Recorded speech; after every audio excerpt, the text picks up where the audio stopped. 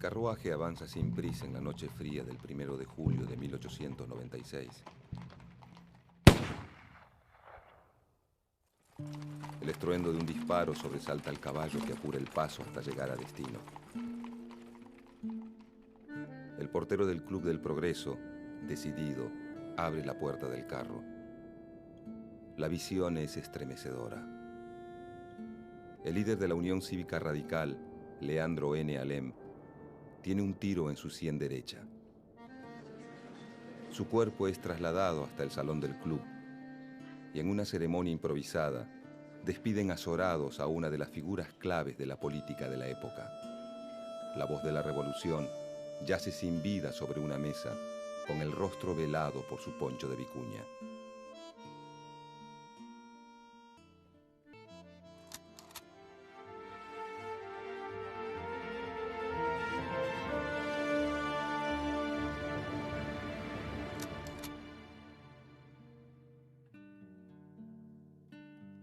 Desde 1880, gobierna la Argentina el PAN, Partido Autonomista Nacional, primero bajo el mandato de Julio Argentino Roca y luego de Miguel Juárez Celman. El fraude es el mecanismo usual en las elecciones. En todo el país, pero sobre todo en el litoral, las transformaciones sociales producto de la inmigración masiva se hacen cada vez más notorias. Juárez Celman lleva 4 años en el gobierno. Su política económica profundiza el desarrollo del modelo agroexportador, que genera una crisis económica que, a medida que avanza, articula a los opositores. A partir de la publicación de un artículo en el diario La Nación, que denuncia el lamentable estado de las cosas sin una oposición que controle el poder del presidente, se conforma la Unión Cívica de la Juventud, que reúne a un grupo de jóvenes estudiantes universitarios que organiza, el 1 de septiembre de 1889 en el Jardín Florida, la primera manifestación de oposición a Juárez Celman. Después de esta reunión, la Unión Cívica de la Juventud cambia de nombre al incorporar a otros opositores y comienza a llamarse Unión Cívica. Luego de 10 años de mantenerse fuera de la política, el popular caudillo Leandro N. Alem regresa como líder de la Unión Cívica y firme opositor al régimen roquista. La oposición liderada por la Unión Cívica tiene 2 objetivos: agitar a la opinión pública contra el gobierno y preparar una revolución para derrocar al presidente. Acusa al gobierno de Juárez Celman de carecer de moral administrativa y pide la libertad del sufragio y el respeto a las autonomías provinciales.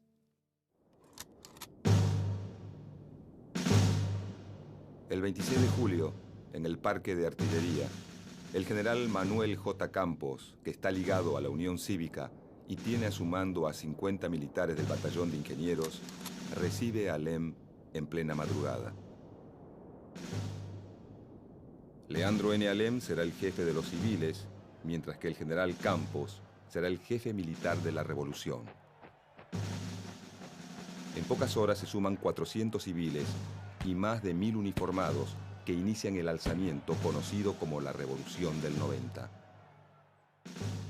El presidente Juárez Celman se dirige hacia el cuartel de retiro, donde se concentran los hombres del ejército y la policía leales al gobierno.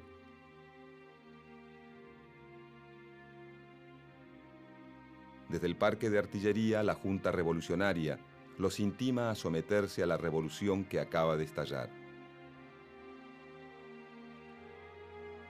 Hombres y mujeres enterados del levantamiento llegan al parque a pedir armas.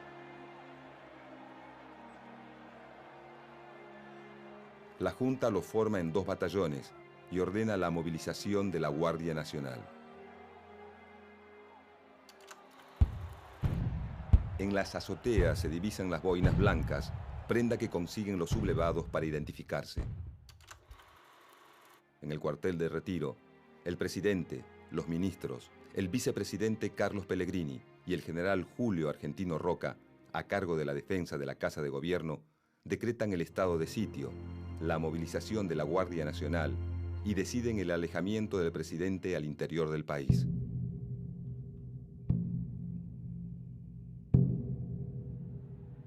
El general Levalle y el vicepresidente comandan el ataque contra los rebeldes. Los revolucionarios construyen cantones y trincheras alrededor de la plaza del Parque de Artillería. A las 9 de la mañana comienzan los enfrentamientos. Varios uniformados de la fuerza policial son acribillados. Desde Talcahuano, los revolucionarios apostados en los cantones atacan al regimiento 11 de caballería. La bocacalle queda cubierta de muertos y heridos y más de 50 caballos destrozados. El general Levalle, que avanza por Cerrito, es emboscado desde los techos de la Intendencia Municipal y se da en retirada.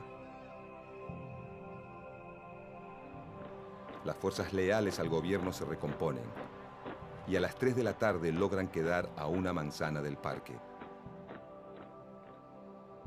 Al atardecer la batalla cesa. Recogen más de 150 muertos.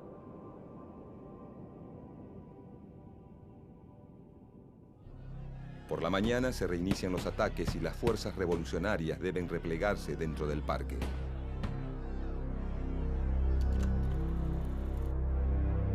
Los rebeldes piden parlamentar. Aristóbulo del Valle se reúne con el vicepresidente Carlos Pellegrini y le solicita un armisticio de 24 horas para enterrar a los muertos y atender a los heridos. Los barcos de guerra favorables a los revolucionarios ignoran el acuerdo del cese de fuego y bombardean la Plaza de Mayo, la Casa de Gobierno y la zona de retiro.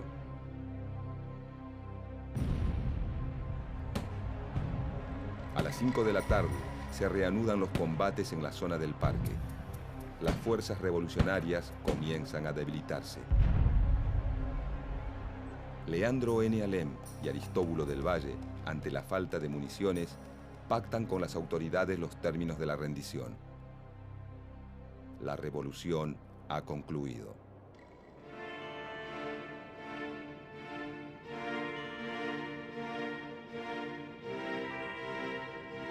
La ciudad está paralizada.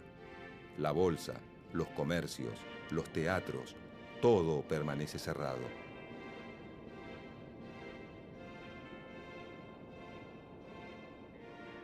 Juárez Celman, sin el apoyo de su propio partido, presenta la renuncia el 6 de agosto de 1890. Lo sucede el vicepresidente, Carlos Pellegrini. Julio Argentino Roca, apodado El Zorro, es nombrado ministro del Interior. Desde su nuevo cargo, comienza a reconstruir su liderazgo en el Partido Autonomista Nacional.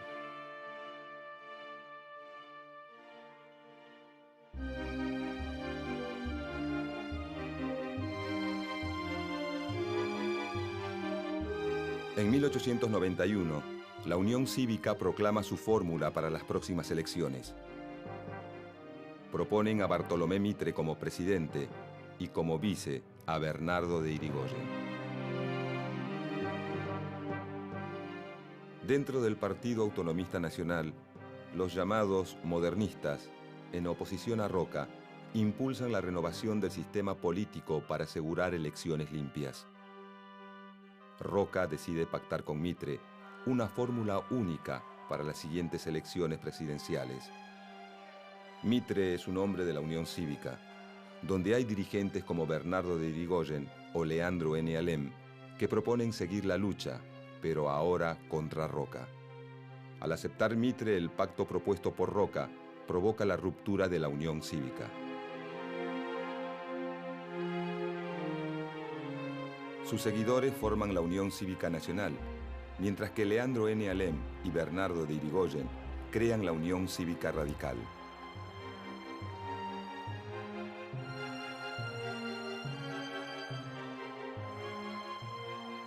La posición en contra del régimen de los radicales hace que el presidente Carlos Pellegrini declare el estado de sitio y detenga a varios de sus dirigentes, acusándolos de estar organizando una revolución.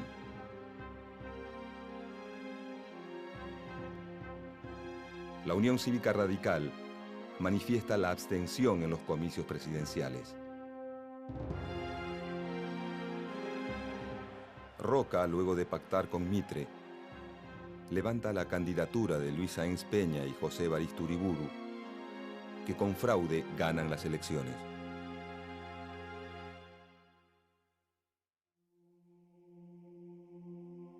En 1893, cercado por los conflictos políticos, el presidente Luis Sáenz Peña convoca al antiguo cívico Aristóbulo del Valle para que sea ministro.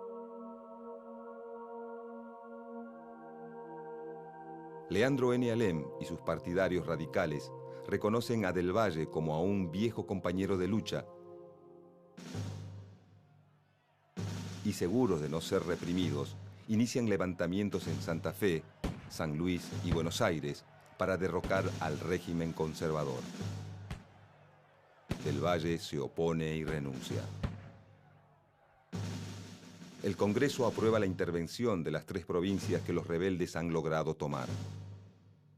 Un mes después, hay 3 nuevos levantamientos en las provincias de Santa Fe, Corrientes y Tucumán. Julio Argentino Roca, nuevo comandante en jefe del ejército, acaba con los levantamientos. La victoria lo posiciona, una vez más, como el hombre necesario para los conservadores. Leandro N. Alem ha formado a su sobrino Hipólito Yrigoyen para ser un importante político de nuestra historia. Pero durante los 6 meses que Alem es encarcelado, la relación con su sobrino se vuelve cada vez más tensa. El nuevo líder radical, Hipólito Yrigoyen, es acusado por Alem del fracaso de la revolución. La relación entre ambos se quiebra definitivamente. Los radicales conservadores se irán con don Bernardo. Otros radicales serán socialistas o anarquistas. La canalla de Buenos Aires, dirigida por el pérfido traidor de mi sobrino Hipólito, se irá con Roque Sáenz Peña. Y los intransigentes nos iremos. Aristóbulo del Valle muere. Leandro N. Alem, con sus fuerzas agotadas, entristecido por la muerte de su amigo y compañero de lucha, y acuciado por problemas económicos, escribe su testamento político. He terminado mi carrera. He concluido mi misión. Para vivir estéril, inútil y deprimido, es preferible morir. Sí, que se rompa, pero que no se doble. Mis dolencias son gravísimas, necesariamente mortales. El 1 de julio de 1896, Leandro N. Alem, mientras se dirige en su carruaje hacia el Club del Progreso, se quita la vida. Tiene 54 años. Su cuerpo es trasladado hasta el salón y en una ceremonia improvisada, los presentes despiden azorados al líder radical. La noticia conmueve al pueblo que se reúne en las calles. El desfile acompaña al féretro embanderado. La muerte de Alem profundiza la crisis entre las facciones radicales de la capital, liderada por Bernardo de Yrigoyen, y la provincia de Buenos Aires, conducida por Hipólito Yrigoyen. Bernardo de Yrigoyen impulsa una alianza con la Unión Cívica Nacional. En oposición, Hipólito Yrigoyen disuelve la Unión Cívica Radical Bonaerense, obliga a sus diputados a renunciar y cierra los comités en toda la provincia. Como respuesta, es expulsado del partido. Fracturada la Unión Cívica Radical, queda desdibujada de la escena política y comienza una serie de alianzas con otros partidos en distintas provincias. Con las fuerzas opositoras debilitadas, la vieja política de alianzas y de manejo electoral vuelve a triunfar. En 1898, Julio Argentino Roca gana las elecciones, con los mecanismos usuales de la época, e inicia su segunda presidencia. Durante su gestión presenta el controvertido proyecto de unificación de la deuda externa. La prensa inicia una ofensiva y advierte a la opinión pública de las terribles consecuencias para el crédito interno. Se realizan marchas opositoras en la capital, y aunque el presidente declara el estado de sitio, debe retirar el proyecto de ley.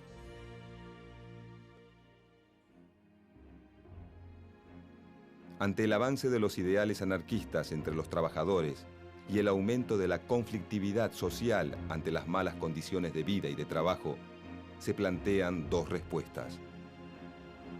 En 1902 se sanciona la Ley de Residencia, que permite la expulsión del país de aquellos extranjeros que son considerados agentes de perturbación social, los anarquistas. Y también se lleva adelante una investigación de las condiciones de trabajo en Argentina, que sirve como base para un proyecto de Código del Trabajo, pero no llega a ser aprobado por el Congreso. Se acercan las elecciones y las prácticas fraudulentas continúan.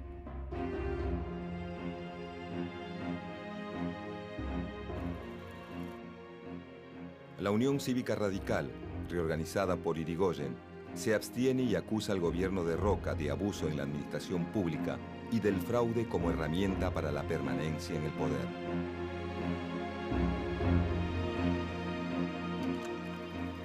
En 1904, la fórmula conservadora de Manuel Quintana y José Figueroa Alcorta gana las elecciones. En 1905, estalla la última revolución radical en Buenos Aires, Rosario, Córdoba y Mendoza.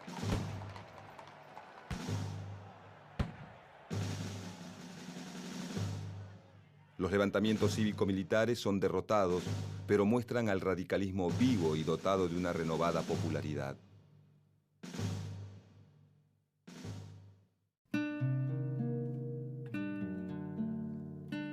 A fines de 1905, el presidente Manuel Quintana enferma gravemente y muere pocos meses después.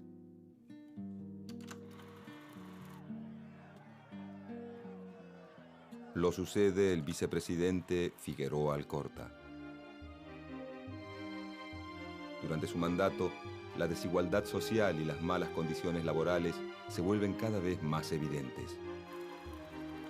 Las extensas jornadas y la explotación de niños y mujeres fomentan un fuerte malestar entre las clases trabajadoras.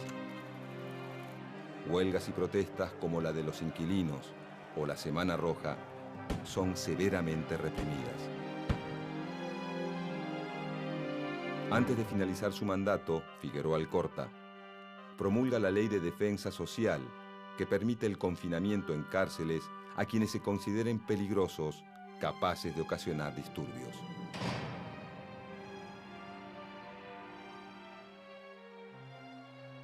El presidente se despide con los festejos del centenario de la Revolución de Mayo, con la pretensión de demostrarle al mundo la prosperidad de la nación argentina.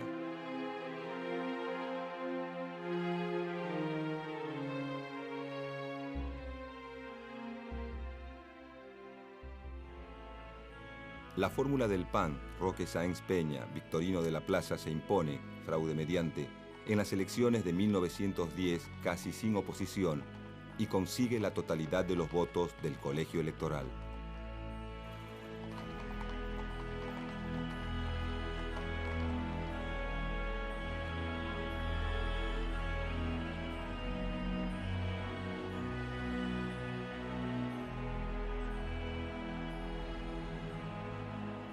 El presidente electo, líder de los conservadores modernistas, que han logrado desplazar a Roca en el manejo del partido, se reúne con Hipólito Yrigoyen, jefe de la Unión Cívica Radical. Yrigoyen promete abandonar la vía revolucionaria y Roque Sáenz Peña promulgar la ley electoral que será fundamental para la historia de la República Argentina.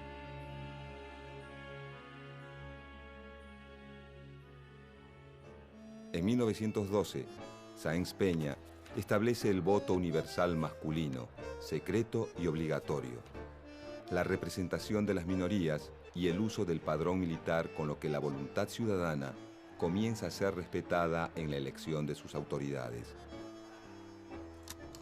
La UCR abandona la lucha revolucionaria y junto al socialismo se integra al mapa electoral. El partido liderado por Hipólito Yrigoyen surge como una fuerza nacional por encima de las diferencias regionales y de clase. Sus actos son cada vez más masivos. La UCR organiza una red de comités por todo el país que se va posicionando como la base de su poder electoral. En 1916, la fórmula radical con Hipólito Yrigoyen a la cabeza gana en las elecciones presidenciales sin fraude. Años de precariedad política llegan a su fin. La ley Sáenz Peña representa la llave hacia un nuevo período político en la historia argentina. Una nueva metodología regirá al país durante los próximos 14 años. Las elecciones sin fraude y el inicio de una nueva política en que las masas populares tendrán mucho para decir.